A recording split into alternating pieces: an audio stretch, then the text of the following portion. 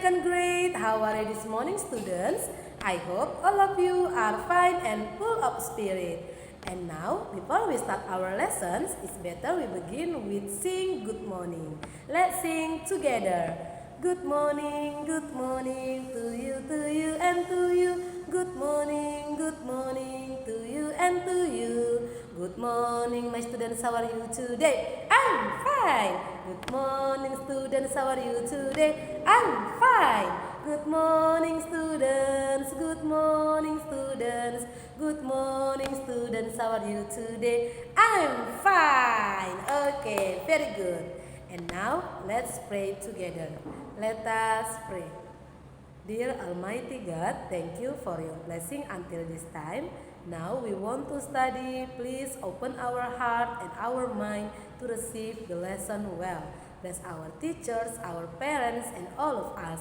Forgive us for all our sin. Thank you God. Amen.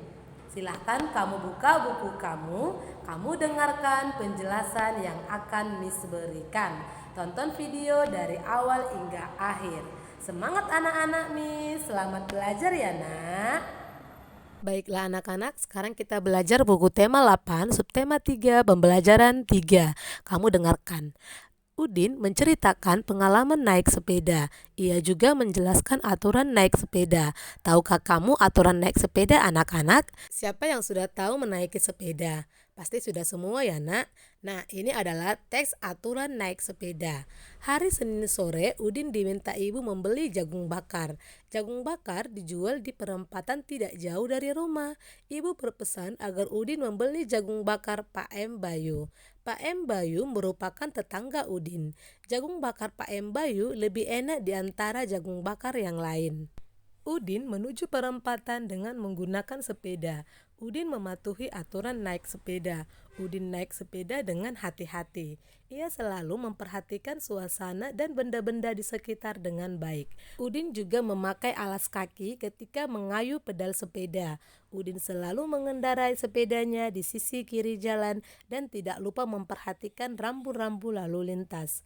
Udin menyadari arti pentingnya keselamatan. Inilah aturan ketika menaiki sepeda. Sekarang kita jawab soal berikut. Apa isi teks tadi yang Miss baca nak? Iya, isi teksnya tadi itu adalah tentang aturan naik sepeda. Soal nomor 2, apa kesimpulanmu terhadap isi teks di atas? Kira-kira kesimpulan kita adalah ketika naik sepeda kita harus mematuhi aturan. Karena dengan mematuhi aturan kita menjadi selamat.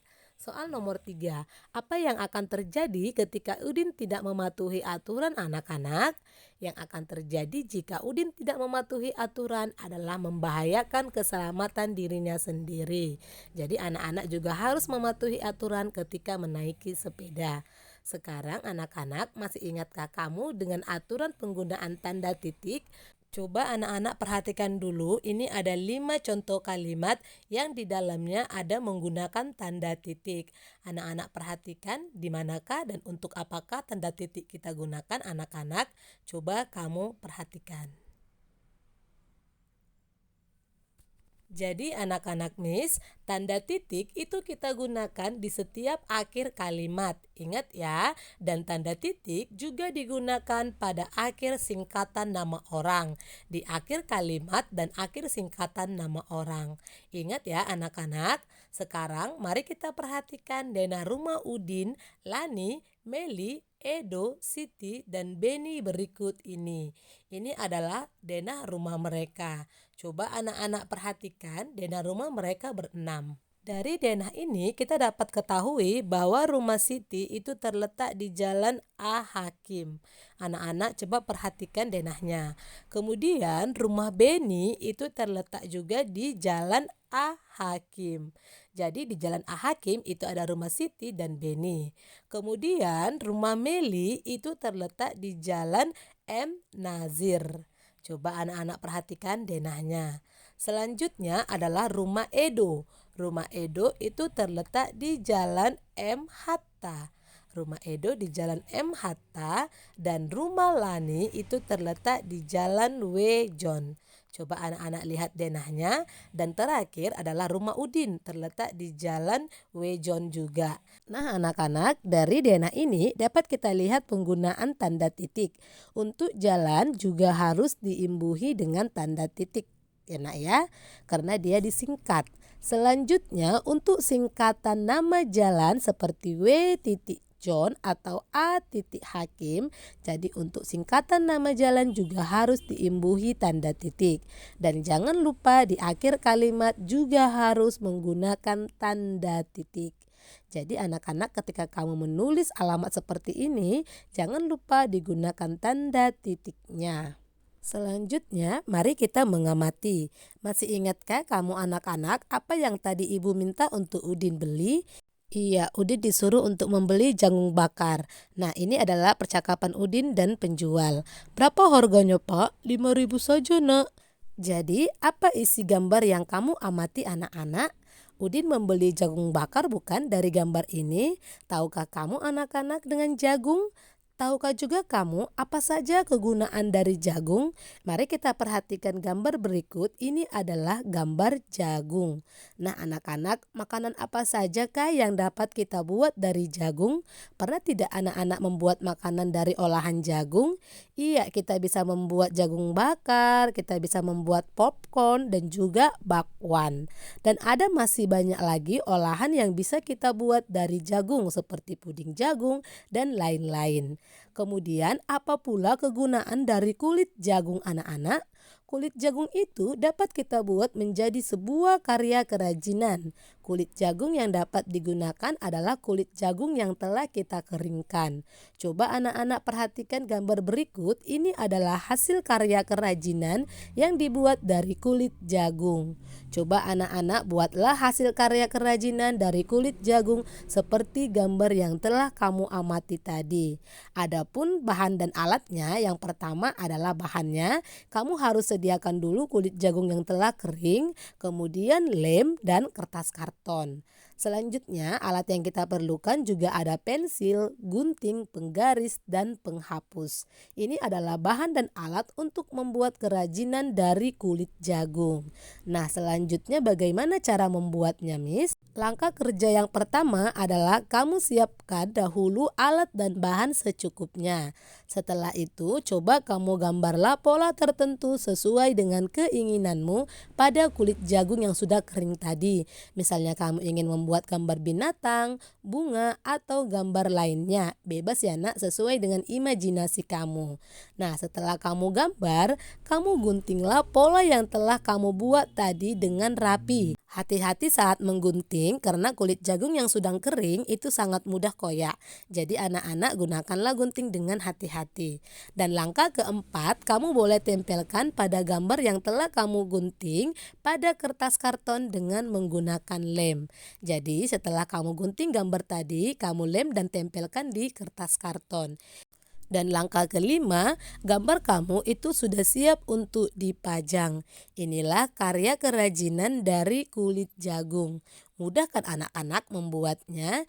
Coba anak-anak praktek membuatnya sendiri di rumah. Kita lanjutkan pembelajarannya. Masih ingatkah kamu hari apa Udin membeli jagung bakar tadi anak-anak? Masih ingatkah kamu berapa hari dalam satu minggu? Coba anak-anak perhatikan gambar kalender berikut ini. Dalam satu minggu itu ada 7 hari. Hari apa aja, Miss? Hari Senin, Selasa, Rabu, Kamis, Jumat, Sabtu, dan Minggu. Agar lebih paham, mari kita kerjakan soal-soal berikut ini bersama-sama. Soal nomor 1. Benny dan keluarga berlibur ke Danau Toba selama 14 hari. Berapa minggukah Benny dan keluarganya berlibur anak-anak? Coba anak-anak ingat, jika ditanya hari ke minggu, maka bagaimana mengerjakannya? Iya, kita tuliskan dulu soalnya 14 hari sama dengan berapa minggu. Jadi jika hari ke minggu itu kita bagi 7 ya anak-anak. Jadi tinggal 14 dibagi 7 sama dengan 2. Jadi Benny dan keluarganya berlibur selama 2 minggu. 14 hari itu sama dengan 2 minggu. Selanjutnya soal nomor 2. Ibu guru memberi tugas pengamatan selama 28 hari. Berapa minggukah tugas pengamatan yang diberikan oleh ibu guru anak-anak? Iya, jadi 28 hari itu sama dengan berapa minggu? Hari ke minggu kita bagi 7 juga menjadi 28 dibagi 7 sama dengan 4. Jadi 28 hari itu sama dengan 4 minggu. Jadi tugas pengamatan yang diberikan ibu guru itu selama 4 minggu. Karena 28 hari sama dengan 4 minggu. Selanjutnya nomor 3. Udin dan teman-teman mengikuti lomba menyanyi setelah latihan selama 21 hari. Berapa minggukah Udin dan teman-teman latihan menyanyi anak-anak? Coba kamu kerjakan 21 hari itu sama dengan berapa minggu? Sama caranya kita bagi 7, 21 dibagi 7 sama dengan 3. Jadi Udin dan teman-teman latihan menyanyi selama 3 minggu. 21 hari itu sama dengan 3 minggu. Selanjutnya soal nomor 4. Lani menjadi juara pada lomba menari setelah mengikuti latihan selama 42 hari. Berapa minggukah Lani mengikuti latihan menari anak-anak? Ini adalah soal 42 hari sama dengan berapa minggu. Sama caranya kita bagi 7, 42 dibagi 7 sama dengan 6. Jadi, Lani mengikuti latihan menari selama 6 minggu. 42 hari itu sama dengan 6 minggu. Selanjutnya soal nomor 5. Edo kembali bertemu dengan nenek 35 hari setelah liburan. Berapa minggukah lama Edo tidak bertemu dengan neneknya? Ayo kita kerjakan 35 hari sama dengan berapa minggu? Coba anak-anak bagikan 7. 35 dibagi 7 sama dengan 5. Iya, jadi lama Edo tidak bertemu dengan neneknya adalah selama 5 minggu. Karena 35 hari itu sama dengan 5 minggu. Jadi ingat ya nak, jika hari ke minggu kita bagi 7, tapi jika minggu ke hari itu kita kalikan dengan 7. Paham ya anak-anak jika ada soal seperti ini? Tetap semangat belajar anak-anak, Miss. Okay, let's close our study for today with sing goodbye, goodbye. Goodbye, goodbye, goodbye, goodbye, goodbye, goodbye, students. See you, see you, see you, see you, see you, see you, students. Let's pray together. Thank you, God, for your blessing until this time. We had finished our lesson, and now we want to continue our activities again. Please bless us. Bless our parents and our teachers. Forgive us for all our sin. Thank you God. Amen. Oke anak-anak, selamat belajar. See you tomorrow. Semangat!